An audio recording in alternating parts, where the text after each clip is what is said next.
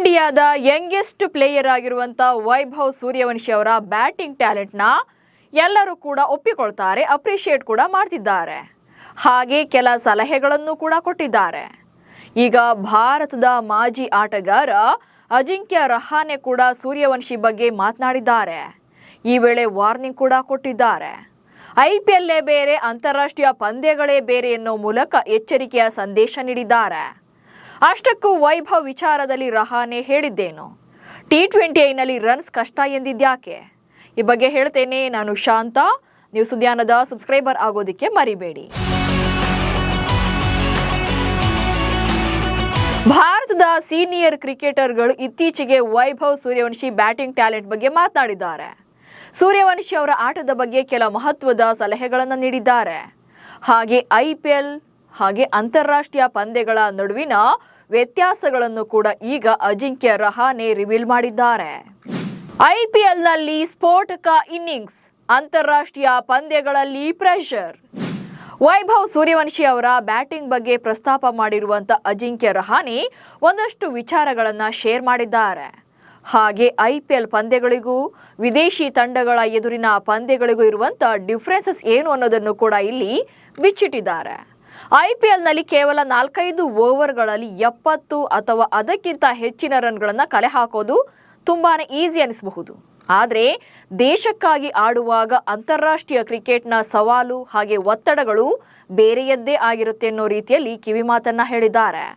ಹಾಗೆ 15 ವರ್ಷದ ವೈಭವ್ ಸೂರ್ಯವಂಶಿ ಅವರ ಟೆಸ್ಟ್ ಕ್ರಿಕೆಟ್ ಭವಿಷ್ಯದ ಕುರಿತು ಸಾರ್ವಜನಿಕವಾಗಿ ಚರ್ಚೆಗಳು ನಡೀತಾ ಇದೆ. ಆದರೂ ಕೂಡ ಅವರಿಗೆ ಟೆಸ್ಟ್ ಪಂದ್ಯಗಳನ್ನು ಆಡಿಸೋಕೆ ತರಾತುರಿಯನ್ನ ಮಾಡಬಾರದು, ಅವರ ಮೇಲೆ ಹೆಚ್ಚುವರಿ ಒತ್ತಡವನ್ನು ಹೇರಬಾರದು ಎಂದಿದ್ದಾರೆ.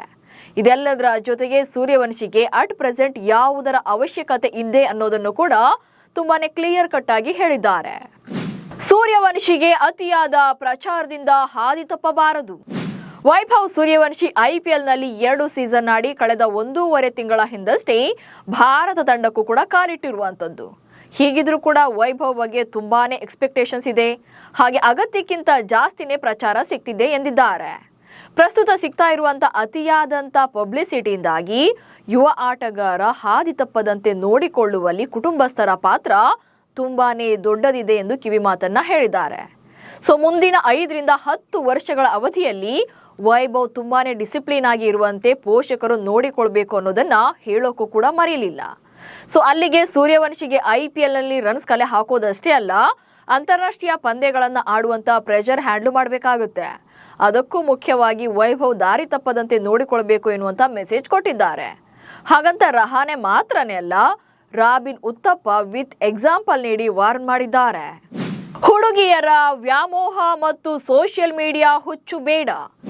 15 ವರ್ಷಕ್ಕೆ ಭಾರತ ತಂಡಕ್ಕೆ ಕಾಲಿಟ್ಟಿರುವಂತ ವೈಭವ್ಗೆ ಸೀನಿಯರ್ ಪ್ಲೇಯರ್ಗಳಿಂದಲೂ ಕೂಡ ಒಳ್ಳೊಳ್ಳೆ ಸಲಹೆಗಳು ಸಿಗ್ತಾ ಇದೆ. ಈಗ ಮಾಜಿ ಆಟಗಾರ ರಾಬಿನ್ ಉತ್ತಪ್ಪ ಕೂಡ ಒಂದು ಸಲಹೆಯನ್ನ ಕೊಟ್ಟಿದ್ದಾರೆ. ತಂಡದಲ್ಲಿ ತಮ್ಮ ಕರಿಯರ್ನ ಹೇಗೆ ಬಿಲ್ಡ್ ಮಾಡಿಕೊಳ್ಬೇಕು, ಹಾಗೆ ಕೆಲವರ ರೀತಿಯಲ್ಲಿ ಕೆರಿಯರ್ ಹಾಳು ಮಾಡಿಕೊಳ್ಬಾರದು ಅನ್ನೋದನ್ನ ಉದಾಹರಣೆ ಸಮೇತ ಹೇಳಿದ್ದಾರೆ. ವೈಭವ್ ಭವಿಷ್ಯ ಮುಂದಿನ 5 ವರ್ಷಗಳಲ್ಲಿ ಡಿಸೈಡ್ ಆಗುತ್ತೆ. ಅಂದ್ರೆ ಅವ್ರಿಗೆ 20 ವರ್ಷ ತುಂಬೋದ್ರೊಳಗೆ ಆಟದ ಮೇಲೆ ಎಷ್ಟು ಫೋಕಸ್ ಮಾಡ್ತಾರೋ ಅದೇ ಆತನ ಯಶಸ್ಸನ್ನ ನಿರ್ಧಾರ ಮಾಡುತ್ತೆ. 18 ವರ್ಷದ ಮೇಲೆ ಹುಡುಗಿಯರ ಕಡೆ ಅಟೆನ್ಷನ್ ಆಯಿತು ಅಂದರೆ ಆಟದ ಮೇಲಿನ ಶ್ರದ್ಧೆ ಕಡಿಮೆಯಾಗಿ ದಾರಿ ತಪ್ಪುವಂಥ ಅಪಾಯಗಳಿರುತ್ತವೆ ಅಂತ ನೇರವಾಗಿ ಎಚ್ಚರಿಕೆ ನೀಡಿದ್ದಾರೆ. ಹಾಗೆ ಟ್ಯಾಲೆಂಟ್ ಇದ್ರೂ ಕೂಡ ಕೆರಿಯರ್ ಹಾಳು ಮಾಡಿಕೊಂಡಂತ ವಿನೋದ್ ಕಾಂಬ್ಳಿ ಹಾಗೆ ಪೃಥ್ವಿ ಶಾ ಅವರ ಹೆಸರನ್ನ ಉದಾಹರಣೆ ಕೂಡ ಕೊಟ್ಟಿದ್ದಾರೆ. ಇವರಿಬ್ಬರಲ್ಲಿ ಅದ್ಭುತ ಪ್ರತಿಭೆಗಳಿತ್ತು. 17 ಹಾಗೆ 18ನೇ ವಯಸ್ಸಿನಲ್ಲೇ ಎಲ್ಲರ ಗಮನ ಸೆಳೆದಿದ್ರು, ಅದು ಕೂಡ ತಮ್ಮ ಆಟದ ಮೂಲಕ. ಬಟ್ ಬ್ಯಾಡ್ ಲಕ್ ಏನಂದ್ರೆ ಅದೇ ಸ್ಪೀಡ್ನಲ್ಲೇ ಬೇರೆ ವ್ಯಾಮೋಹಗಳಿಗೆ ಬಿದ್ದು ಡೌನ್ಫಾಲ್ ಆದ್ರು. ಹೀಗಾಗಿ ವೈಭವ್ ಸೂರ್ಯವಂಶಿ ಈ ತರಹದ ತಪ್ಪುಗಳನ್ನ ಮಾಡಬಾರದು ಅಂತ ಸಲಹೆ ಕೊಟ್ಟಿದ್ದಾರೆ.